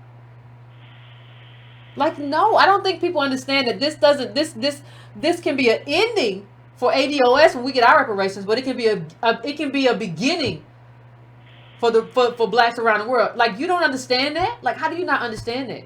How do you not see this connection? I don't know. Like, you should, like, because you're just regurgitating. Regurgitating and memorization is not learning. It is not evolving. So I'm going now to 301. Oh God, I always get the same area codes. I'm going now to 30130. 30130. I'm coming to you. What's your name? Where you calling from? What's on your mind? What up, Yvette? What's going on, Instagram family? And shout out to Talk. How y'all doing? We're doing all right. How you doing? All good. I'm all good, Yvette. Hey, this Black Dollars University from Texas, from Central Texas, Fort Hood area, Austin area, whatever you want to call it. I just want to say this. Everybody I've been seeing on Twitter, Facebook, Instagram, we all been putting in the work and rooting ourselves in the data. So everything that these people are talking about, this bootlegism that's going on with YNB, Talib Kweli, all of these people, they don't understand the power of ADOS. The ADOS 300, we the strongest amongst. So y'all don't have to worry about nothing. We got y'all covered. Front, back, it don't matter. We the Marines of the ADOS. We're not going to let nothing happen to the ADOS. You know what I'm saying? I appreciate we it. are about reparations. No, we I are appreciate about it. reparations. And we in the war for reparations because we got to have it. Yeah. If Japanese people can have reparations and the people from the Holocaust that weren't even from this country can have them, we got to get it. And if they're not going to give it to us, then we're going to have to take it by force because we coming. And we not going to stop for nobody. Well, because the power of our ancestors, the spirit that they have put in us, and all the blood that they have shed for this country, for all of us to be here and be able to have ADOS, we represent for them. So if people hating on ADOS, they are spitting on our ancestors. That's true. And that's something that I don't appreciate. But at the same time, the knowledge that you have, Dr. Darity, myself, and others, the whole ADOS family, we coming for our check, and we gonna get it. All right, Plain fam. and simple. All right, fam. I appreciate you calling in. I got to get to some calls, but I appreciate you calling in. I swear, I'm from the South, and he from the South. I swear, though, the whole time he was talking, I mean, this is a compliment. That little song kept playing in my head. I'm going to take my horse to the old town road. Woo! I'm country. Like, I get country, though, but y'all hear me get country here sometimes. But I get country when I get upset a lot. But, like, I love Southern people. But you know, you can't, like, be like, I'm talking about us. Like, you can't be like, oh, what you mean? No, ADOS. We make potato pies and stuff. And cobblers. Like, that's what we do. I love my New Yorkers and all that stuff, too. Don't be on there like, Yvette said she didn't love us. No, I'm not saying it. I'm just saying it like I have an affinity because I'm from here. I'm going to 734. 734, what's your name? Where you calling from? What's on your mind? Turn your background down. Hey, man, this is Stedman from Detroit. What's going on? So, hey, how you doing? So, I kind of got a little bit of things, but I wrote them down so I don't ramble. Okay. So I live in Detroit now, but I'm from Inkster, which is a town that's 45 minutes west of Detroit. It was founded, I don't know, 18 something, but it's a 6.25 square mile town. Okay. Right, and it's essentially 100% black right now, right? We don't have, I think like 3 years ago, they don't have a school district. They tore all the schools down, dismantled the school district, and they moved kids out to go to schools in the surrounding areas. My parents were born there, went to high school there. My grandparents were born there, went to high school there. My grandfather wasn't born there. My grandmother was born there on my mother's side. And so one of the things that I had to think about, for me specifically, is being from Detroit, being from Inkster, I got an experience that a lot of black people in America don't have. Okay. Because Detroit is a major city, no matter what you want to say about it. Okay. Detroit is a major city, and it's 90% black. And it has been since the 60s. Okay? So all these Pan-African people want to come and talk about all this stuff. I tell them online all the time, come and rest in Detroit then. Where was y'all 20 years ago? We needed new ideas in Detroit. Where was you 30 years ago? Inkster been black. Inkster's been black. So I got some data I just want to give. In Inkster, the median household income in Inkster is $27,000. The median in Detroit is $26,000. The median in the U.S. is 53. There's a city right next to Detroit, literally a street over. It's the Grosse Pointe Communities. I don't know if you ever heard of it. If you look it up, you said you lived here for a while, so Grosse Pointe, right a street over. Okay? It's white.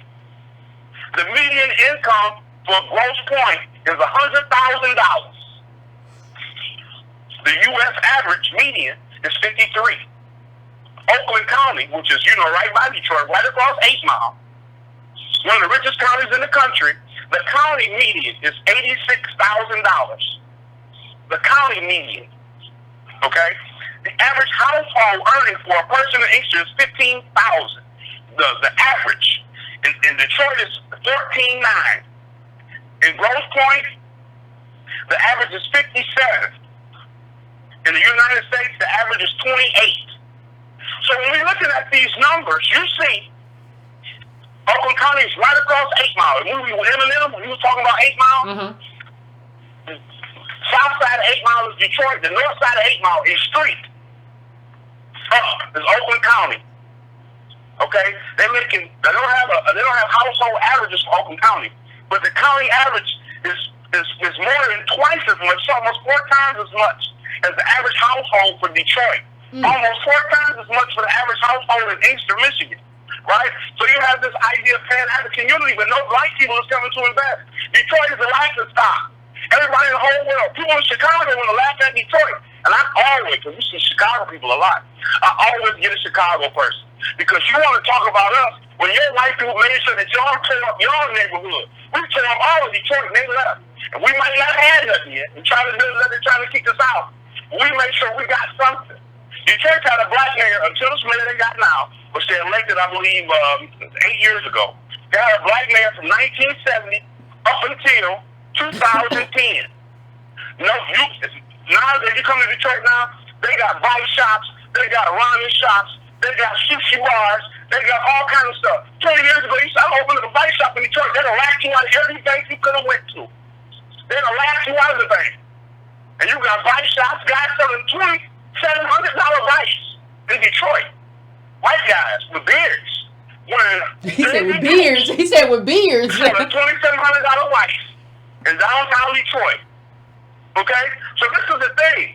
You want to talk about going to Africa. When you got Africa right here, that's all around. Don't nobody want to come invest in Detroit. All the black people in America come to Detroit. We have black mayor. We got black county executive. We got black city council president. We have black school board president. We have black police chief. We have black dog catchers. We have it all black. Then nobody come help us out. We moved America. Black middle class has more wealth at the height of the auto industry than New York, than LA, than Chicago, in Detroit, Michigan. People could afford to send their kids to college, to afford to buy homes, afford to go on leisure and trips. And when the volume fell off, and you want to talk about Africa, like you read the statistics, 70% of Detroit kids missing school. These kids at school here don't have water to drink. We got school pipes was dirty. The lady Betsy the boss, she come from the west side of the state. Their policies that she's trying to do on a national level, she did it here already. We talked about it. The schools here, we got charter schools everywhere, and they all bad. You can't even graduate from the Detroit Public School and 9 times out of 10 and get into U of M. You can't even get into Michigan State. Two of the top colleges in the nation. Your state college you can't get into. You're not graduating at an adequate level to go to school there. And then, like I said, Ace is a small, so I want to consider small black community, all black, 100% black, and large all black community. Ace don't even have a school district. It's a building on Easter Road and Michigan Avenue. That's been it's been derelict for 30. I'm 31. It's been derelict my whole life. They shut the school down. They tore every school building down in 6 months. This building's still standing right now. Ain't nobody been in. I'm 31. My whole life ain't never been nothing in it. But the schools got torn down within 6 months. All of them. High school, elementary schools, middle schools, all of them gone. And you want to talk to me about Pan-African unity? My people is dying in Eastern Michigan. Home of the Marvelettes. Home of the first gold record from Motown, Eastern Michigan. You see what I'm saying? So we have all this in Detroit. We learn about white flight and we learn about the suburbanization of America. And all that happened here first is we built cars. One of the things they talk about in Detroit is Detroit built the tool of its own destruction. So now a lot of people don't know Metro Detroit, 5 million people in Metro Detroit. There's only 600,000 in Detroit. And so what happens is we don't have the infrastructure. People in Detroit don't have the money. They got a bill they're trying to pass now. When Trump passed that where if you had Social Security or benefits, welfare, you had to get a job. What they do in Detroit, they made it a rural county-wide. If your county has a higher unemployment rate than 30%, you exempt. But they do it county-wide. So Wayne County, which is Detroit, the largest county in Michigan, has a 60% employment rate, while the city of Detroit has an 18% unemployment rate. It's an 18% employment rate. So Detroit people won't qualify for benefits. But if you live all the way up in Livingston County or somewhere far like the tip of Michigan, don't nobody go to the white people. You'll be exempt because you ain't got no jobs up there. And so we got racist policy. We fighting within our own state government, just to get a little bit of something in the country that we built, in the city that we built. And you want me to worry about Africa? And like you say, I love Africa. I know it's where I'm from. Yeah, of course. I know it's a part of my history. It's just a part. But I got to worry about here. I got to worry about my kids having a nice place to live here, a good school to go to here. My family has to have somewhere to go here. I can't run off to Africa. I got a passport. I can't run off to Africa.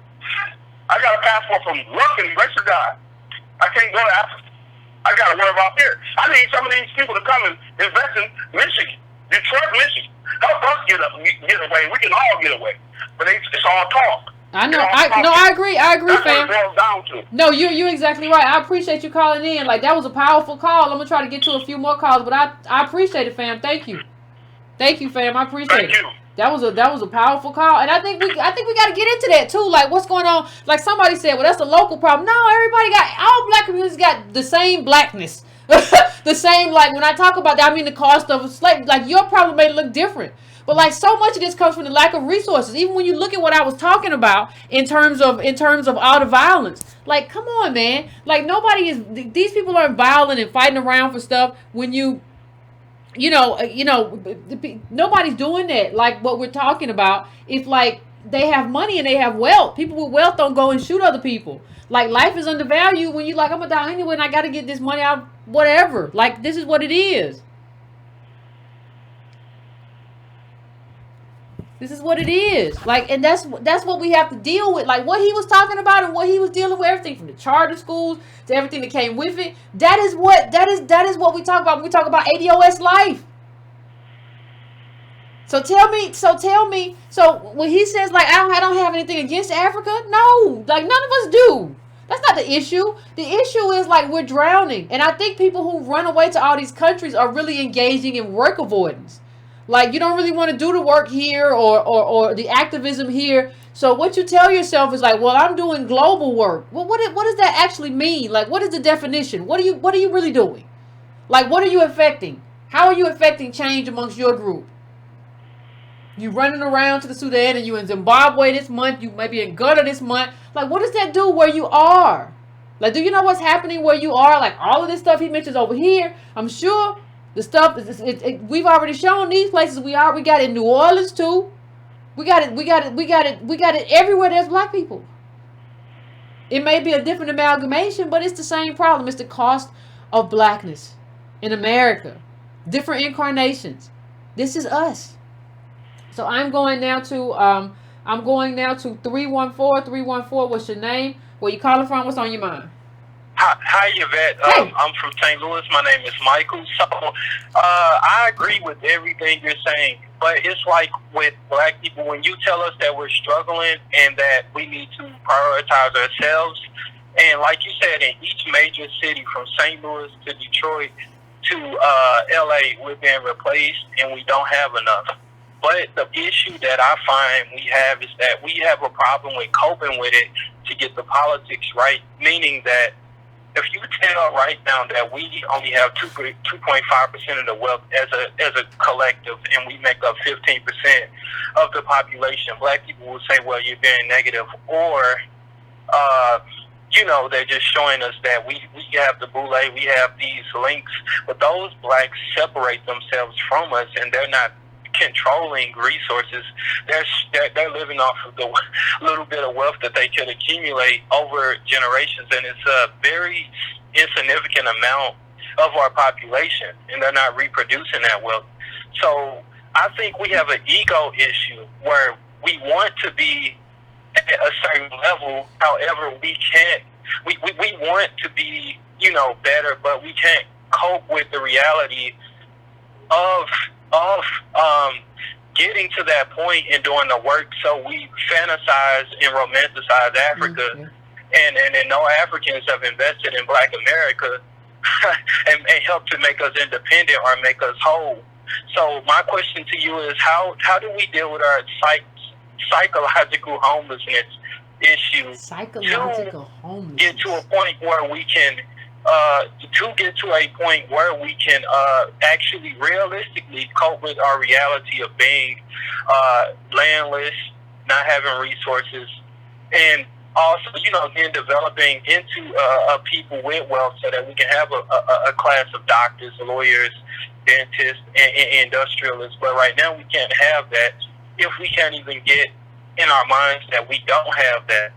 And I think it's the ego issue. It's the fact that we need a self-esteem boost, and we're willing to latch onto anything at this point to make ourselves feel better. Well, I agree with you, Carla. I'm gonna give you an answer offline so I can get to as many calls as I can. But I agree somewhat. I don't think. Let me just answer it kind of with a question. How many of you knew, like, before Antonio and I came, like, really how poor we were? Like, as ADOS, like, as American Black Descendants of Slavery, how many of you knew, like, how poor we were? Like, the real data. Like, we're not talking about, well, because what I used to think, and I want to know if everybody's like me. Yeah, he said psychological homelessness. But I used to think that, like, white people have the most, but we have something. We just haven't quite caught up. And so, but when I looked at the data, it's not that we haven't caught up. It's just, no, we don't have nothing. like the level of wealth, and when you see that we're stuck at the bottom, it's kind of like that Texaco thing that I told you about. What it's Texaco executives were discriminating against black people. They said that black people are like black jelly beans. They stay stuck at the bottom, and that's kind of what's happening with this caste, is that we're just kind of stuck at the bottom.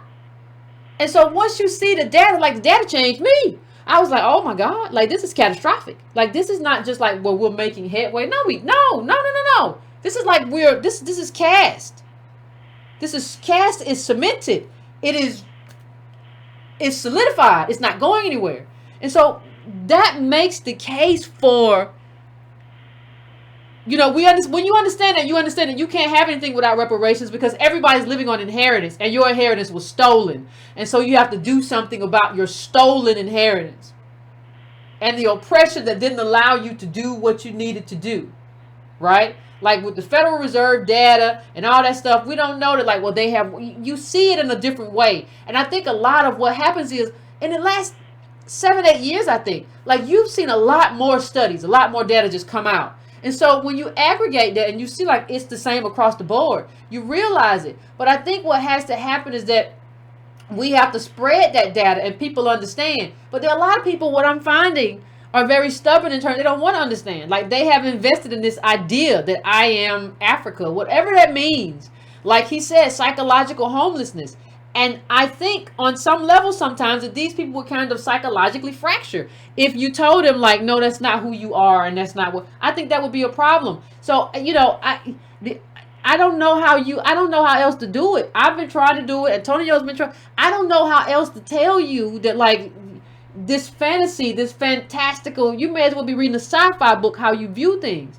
I don't know how to tell you that America, you are American and this is home and you should anchor your politics in that. That should be common sense, regardless of what your political view is. Like nobody anchors their politics in another country, even if they go home, even if they know that people over there, they don't anchor their politics in it.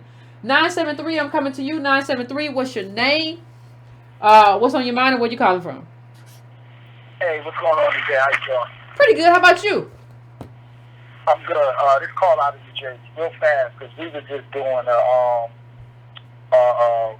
you were just basically describing situations that black ADOS people are going through in certain cities. So I just wanted to read you just a couple of headlines from news articles from the city of Newark. Okay. Minister Ras Baraka and the rapper Nate Sean had that meeting. This is within 2 days. Here we go. Man shot in stomach on North 9th Street, Newark. Suspect wanted multiple shootings. Search underway for suspect who fatally shot man in Newark's West Ward. Developing Newark, New Jersey. Developing store in New Jersey. All carjacking showing police involved shooting near our house. One struck and killed by car near Broadway. You breaking up a little bit, fam. What's going on? You breaking up a little bit. One more, gunfire kills Irvington man in Newark South Ward Street. All this, and these are stories daily in Newark, New Jersey. Mm-hmm. While the mayor has time to sit with a known troll and undermine ADOS, and everything that ADOS is fighting for is to remedy what's going on, as I said, the news on. And then you had Nate Sean say, we need to stop. Damn. You keep breaking up on me. I can't hear you good. You keep breaking up on me.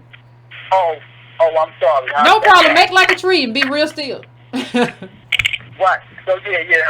So the articles that I sent you is in the past 2 days, and this is daily. Every time I open up the news as it relates to Newark, New Jersey, these are the articles daily.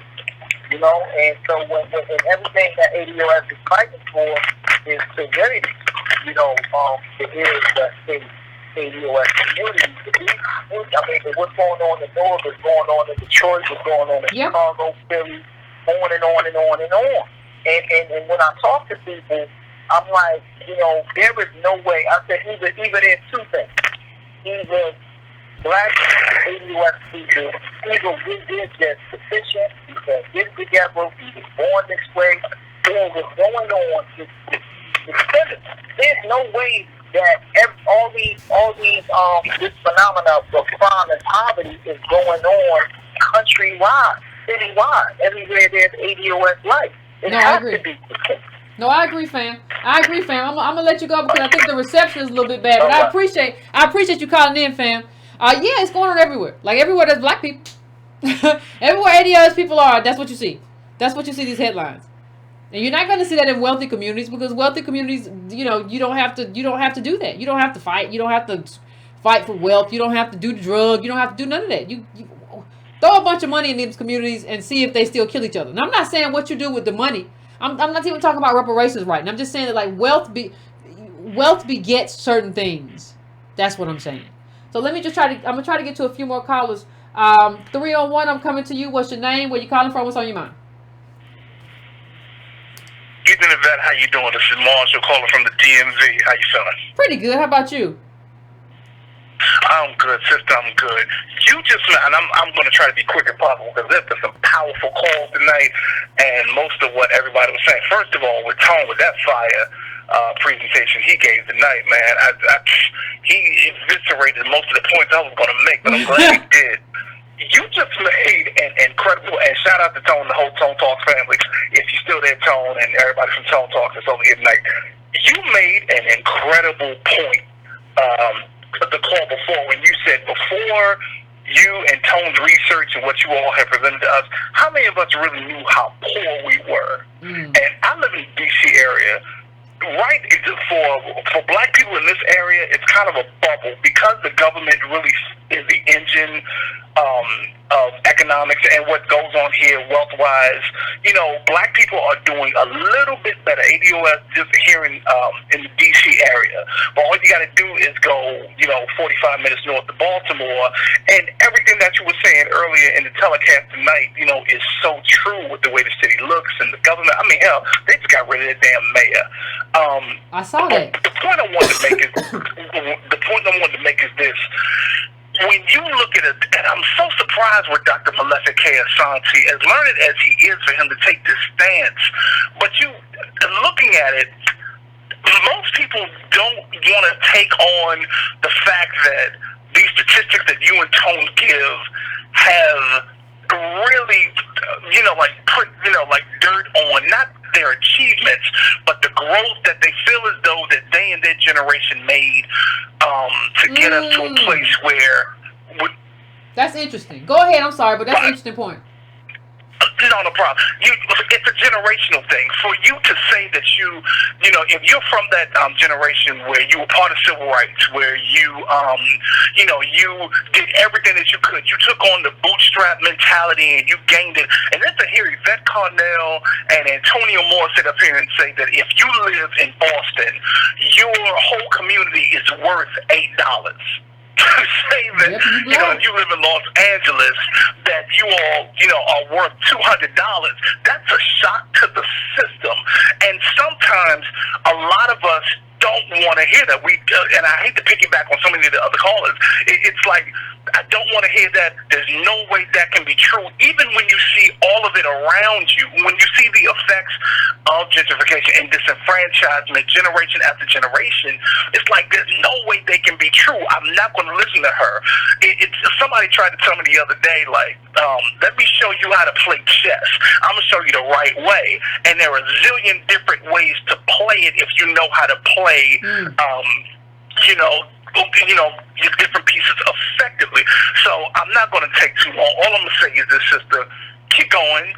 You're doing the right thing. The pushback is not from people not knowing. It's people who don't want to do it. Ignorance is bliss only for so long. When that ignorance puts you in a place where it's life or death, which we are at right now, then all of a sudden you can't be ignorant no more, and hopefully they wake up before it's too late. And I'm talking to all the people, whether Talib Kweli is listening or Yvette Nicole Brown, somebody who can get her some information to listen. We can't hate these brothers and sisters. It's just at some point their ignorance is going to be a hindrance to us, and it's going to be a hindrance to themselves. Sister, take care of yourself. Thank you. Mentally, You too. You take care of yourself. We love you, sister. Thank you. I love you back. Keep going. I appreciate it, fam. And you know what I would say though? I would say they're already a hindrance because we should be out the gate. It's almost like we're a horse in the race. We finna be out the gate. And something just keeps biting your ass. You know what I mean? It's like, Jesus, like, why do you stop? You know what I mean? I'm trying to get out the gate, you know, and it won't let you get out the gate. It's just like, I can't get out the gate. We can't even have the debate that we need to have with all of these political figures, you know, that we're trying to have, and the information, because people just keep nipping at us. Like, stop. Like, stop this. This is stupid. We've done this for a long time. We had the back and forth. We don't agree or whatever. Like, stop that. We really are trying to do reparations and a black agenda. It's a lot to do, but we're trying to do it. And an election is coming up. We're trying to do it before then. I don't have time to pontificate for that long. There's some other stuff that we need to be doing, but you just keep going at this like this. Don't make no sense. 510, I'm coming to you. 510, what's your name? Where you calling from? What's on your mind? Hey, Yvette, how are you? Pretty good. How are you? I'm doing well. Hey, listen, sister, just real quick. I thank God for you. Thank God for all your work and everything. So I really appreciate you. Let me say this real quick. Yvette, people will buy your why before they buy your what. They'll buy your what? So, you know, they'll buy your why, W-H-Y. Okay. Buy your what. Oh, okay. And so what happens is, you know, you start looking at people like what you're doing. You know, what you're doing, you guys are promoting and trying to, you know, get us reparations, and we really appreciate that. But unfortunately, so is Kamala Harris, and so is some of these other people. Everybody sees what they're doing, but see, your why is different. Why you're doing it is legitimate. Why you're doing it because you stand up for your people. We really appreciate that, and I just want to encourage you, sister, to keep pushing your why. Kamala Harris is doing it just like you said. She's doing it for biscuits. And she isn't even doing. She really isn't doing reparations. That Lift Act is not reparations. That's a class thing. Yeah. That's not reparations. But you know, see, you and I know that, but there's other people out here that don't know that. So it's all clouded. But you keep pushing your why, young lady. And I'll say this last but not least. You know, to these you know, it's interesting to me that, for example, when you talk about DACA and all this other kind of stuff, I work at a university, and they just, you know, the email talking about how, you know, some of my faculty members are going down to the border and living with the immigrants, this, that, and the third. And I'm thinking, okay, you're going 2,000 miles. I live in Charlotte, North Carolina. You're going 2,000 miles to be with the immigrants, but you can't go 2 miles to an impoverished black community and support and help us. You know, it's all, you know, it's what I refer to as, you know, you know, these white, I call them white racist liberals. They look at black people like a car that you drive off the lot. You know, it depreciates in value, and the more and our values are depreciating. So now, you know, it's easy to go you know, get in line with the DACA and all this other kind of crap. But my point is to just keep pushing your why, because there's other people out there voice walking, talking about reparations, and like you said, yeah, Kamala Harris ain't talking about it, but she kind of is. But young lady, keep pushing your why. You guys are doing phenomenal. We believe in your work. We support you. We behind you. And prayerfully, young lady, I can get out to Louisville in October and get out there and really push everything. So God bless you. Thank you. I appreciate it, fam. I appreciate that. I appreciate it. Yeah, I don't know. I think people are doing what they do. Like, everybody's doing what they do, and what they're doing right now looks to me like very much like getting in the way. Fam, I'm gonna have to. It's about that time. We are at midnight, so I don't want to keep everybody up too late. I know we always have a full line of calls, fam. So I apologize. I don't ever get to all the calls. So we're gonna talk again. We're gonna have another conversation. Hopefully, I think I went over this time, and that's kind of what pushed it back a bit. But we will have the conversation again, fam. Do not forget, 23rd, I do believe, May. Woo, is it the 9th already? Woo, okay. The 23rd, we are going to, when affirmative action was white, I got to get started reading the book again, because I already read it one time, but I didn't realize it was so, I don't know what be going on with the days. Anyway, May 23rd, that is a Thursday. Monday, Wednesday, we have the regular show. Thursday, we do book club, okay? So for those of you who don't know, please check that out. We also, before you go, please hit that like button for me. Please share this. Please hit that bell if you have not subscribed to the channel. Hit that subscribe button. If you get too pissed off, you can always unsubscribe. I wouldn't do it if I were you, but you can always do that. I'm going to be sending some more shirts off tomorrow. For those of you who haven't, that still won't be all of them. But yeah, I'm going to send some more off tomorrow. Send some off Monday. Anyway, so Stay abreast on that. If you didn't get those, ADOS merch, merch.com. Also, if you want to subscribe, patreon.com/ycarnell. You can go donatebrown.com, whatever you want to do. And if you can't do it, I understand we're bottom cast. If you can't do anything, hit the like button. The like button is free. Also, going to subscribetobrown.com is free. You just add your name if you have not already to my email mailing list. Absolutely free. And it matters. All that matters a lot, and I appreciate it. So till next time, family. Till next time. Finish your libations. Be easy. Go to sleep. Get ready for work or whatever is on your agenda for tomorrow. I appreciate you being here and listening. It means everything. And thank you.